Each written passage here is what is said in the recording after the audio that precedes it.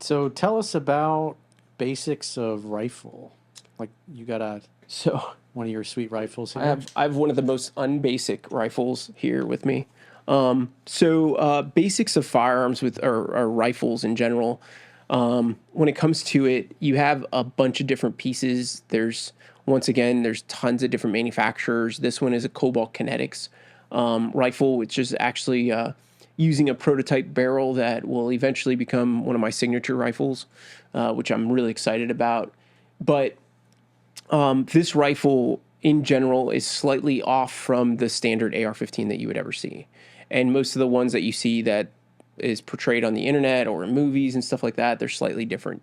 There's variations in them in many ways, but you essentially have stock grips, handguards, barrels, the standard things that you would need to shoot with when it comes to one of these. But this one has a couple different things that change it a bit. So on this, I use a variable powered optic. So it's a 1 to 10 magnification on it, but I also have a small red dot on top. So it gives me different things, different ways of aiming, different ways to utilize them. The cool part about this, just like we talked about at lunch there, we don't have any problems with any kind of electromagnetic issues because now the reticle is etched into the glass.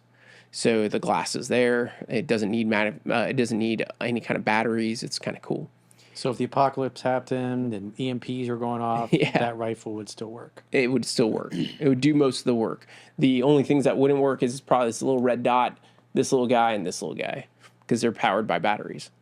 So, but this rifle here, going further up, they use a really cool barrel nut technology that's not like a normal barrel nut. Cobalt Kinetics, they use a barrel jam that is slightly different. So the upper receiver actually opens up more. The barrel sits into the upper receiver, and then there's a barrel jam that screws down over the barrel, almost like a giant shim, and goes right over it, screws down, and clamps the barrel into the upper really tight to the point that there's very little movement in the barrel when it shoots. It's kind of cool. So the barrel harmonics are slightly minimized or changed per se. Yeah, I remember when I shot that. I assume that was the one I I shot think you shot the before. 12-inch one, but yeah. But comparing the recoil on my rifle, I have one of my rifles, PWS. It kicks pretty hard, especially if you're pumping multiple rounds, and then shooting the Cobalt Kinetics one you had is like it recoils like a paintball gun. Yeah, it's super I was soft. stunned at what a night and day difference it was. Yeah, there's some things that you could do to make yours softer to an extent, like buffer springs and buffers, but the ways that these come from the factory is really cool. Like they take pride into tuning their equipment to make it more usable for most people, and it's not like a boutique thing. That's their standard, so it's kind of cool. And then going up my rail here, my handguards, I have a couple different things. So I have a laser device that is meant for using with night vision or with your eyes, right? There's a visible setting also, but it's mainly for night vision use. It's called a B. Myers Mall. And then I also have my Cloud Rain 2.0, which is their light. And it's just a really high-powered light, essentially a Is it spotlight. infrared too, or is it just the No, light? it's just white light. So you don't use infrared on your rifles? Not in white light form. The laser device has its own flood that kind of looks like a flashlight in IR. So it's a one system that does both. It's kind of cool. So it's very, very usable and super useful. And then lastly, at the end of my muzzle is a suppressor. So this one's from a company called Huxworks, and it's probably the OSS one. it's old OSS, or OSS used to be the name of the company. Oh, so they changed the name. But it's the same peeps. And so tell us the difference on that type of suppressor versus the normal, like a Surefire. So, a couple different things, right? So Surefires, they use a baffle system to kind of control the gases that are going in and expanding, right? So it's essentially a muffler for your gun. And I don't know why they're demonized so much. Probably because of Hollywood to an extent. Movies. Yeah, it's You don't need that. it's a misconception, but You want to kill people silently. That's why you want it. bad guys don't use these.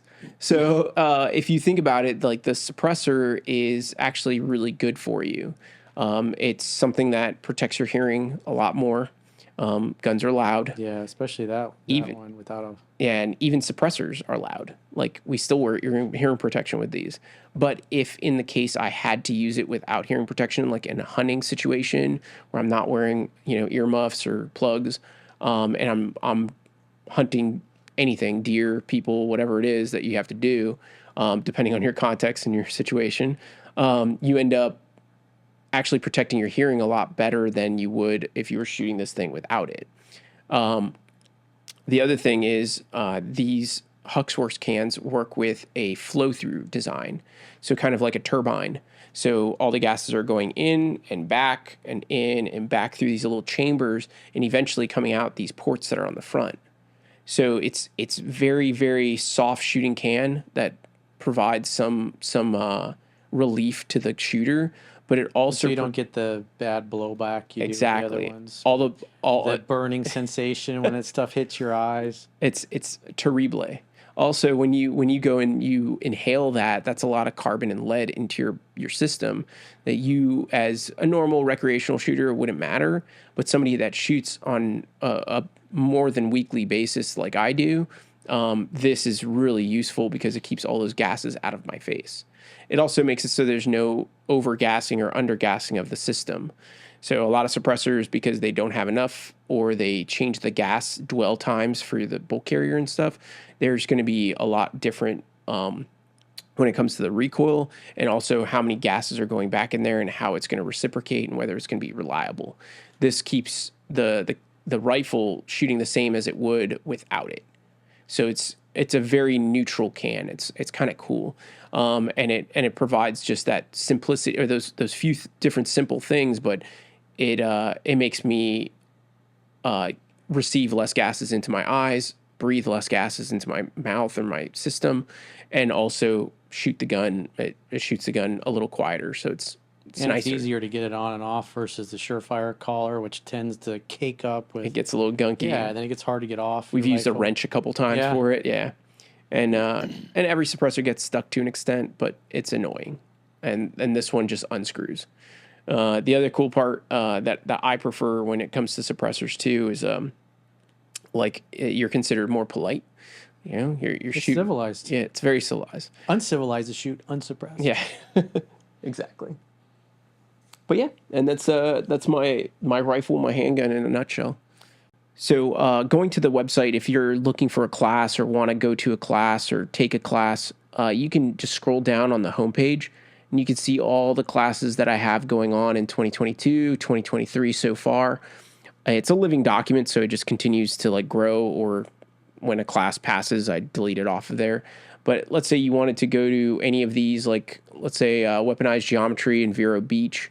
You'd click it, and it would take you right to the Weaponized Geometry page, and you would just have to select which date, depending on which dates were available. And if it's lighter gray color, that means it's out of stock, so you wouldn't be able to do it because these classes sell out pretty quick. But you can be notified if a slot opens up and somebody canceled on me. And as long as there's enough time to fill the spot, you would get notified and you can pay for your spot in the class. But every class is like this, where you can click right onto it from the schedule, and it'll take you right to all the available classes and dates and locations. And they're all over the U.S. And if you see one that you want to do and it's not anywhere near you, and you have the ability to host or have the facility to host, that's where you would go to that hosting tab again and go through that process of hosting. It's actually very easy. I'm not very high maintenance when it comes to things. I rather get more people to come learn than make it so complicated that people can't learn, right? They're not going to be willing to go through the hoops to get me there to actually go through the process of learning. So private individuals, law enforcement, I know sometimes you train some military units as well. Yep. So anybody that wants to host a class or to have John teach your unit, the guys you work with in law enforcement, or just your friends or family, this is the process. I highly recommend it. Super simple.